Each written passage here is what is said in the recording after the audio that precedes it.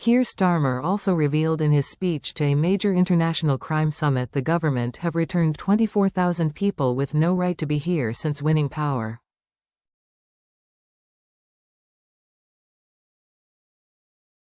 Keir Starmer has announced a tough new law to tackle illegal working as he opened a major international crime summit.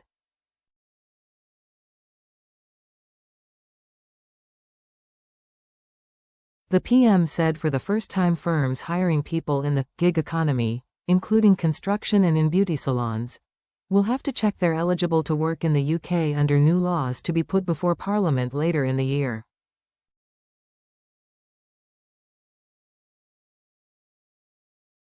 He said, while the last government was busy with their Rwanda gimmick, they left the door open for illegal working, especially in short-term or zero-hours roles, like construction or beauty salons.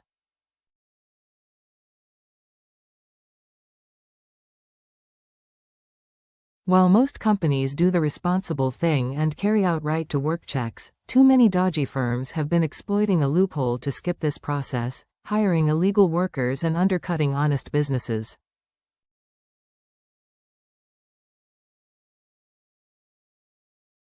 Mr. Starmer stressed that those who fail to comply with the new laws will result in fines of up to £60,000, prison terms of up to 5 years, and the potential closure of their businesses.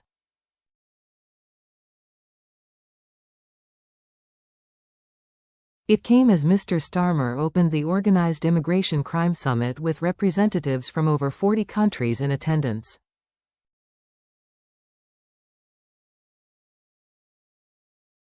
The PM also revealed in his speech the UK government have returned 24,000 people with no right to be here since last year's general election.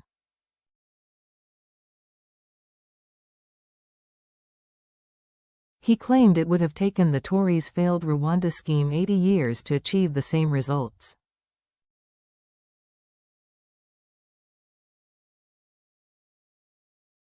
In his speech, the PM urged countries at the summit to go further in tackling vile people smuggling gangs by treating them in the same way they would terrorists.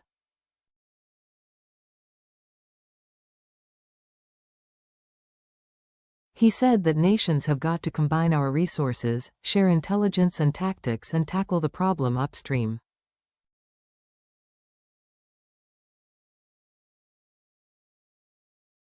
Mr. Starmer added, "We've got to bring to bear all the powers we have at our disposal in much the same way that we do against terrorism."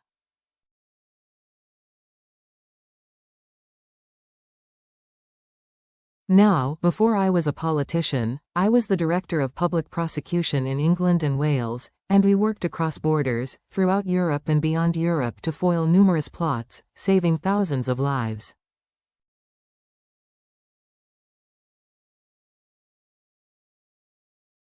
In the process, we prevented planes from being blown up across the Atlantic and brought the perpetrators to justice.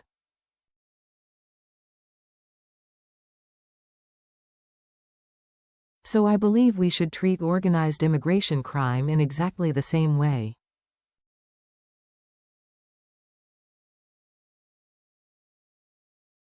I simply don't believe that organized immigration crime cannot be tackled.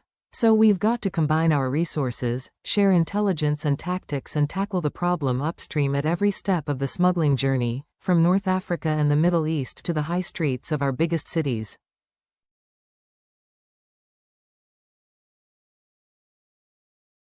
And his government also announced £33 million in funding to disrupt trafficking routes across Europe, the Western Balkans, Asia, and Africa.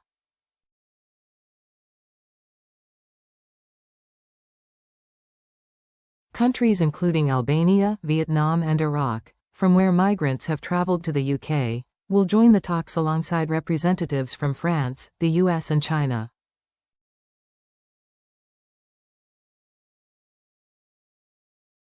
The PM also said he was angry about the scale of illegal immigration around the world.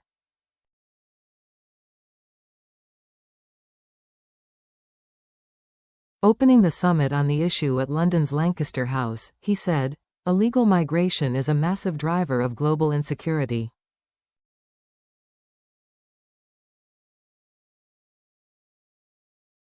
It undermines our ability to control who comes here, and that makes people angry.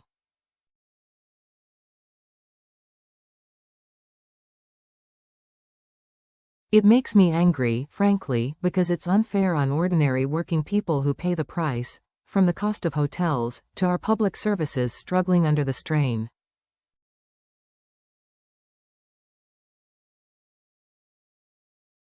And it's unfair on the illegal migrants themselves, because these are vulnerable people being ruthlessly exploited by vile gangs.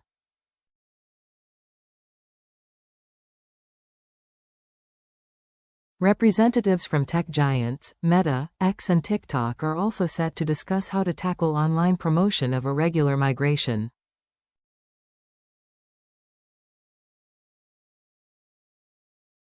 The Home Office said it was launching adverts on the Vietnamese instant messaging app, Zalo, warning people of the dangers of people smuggling.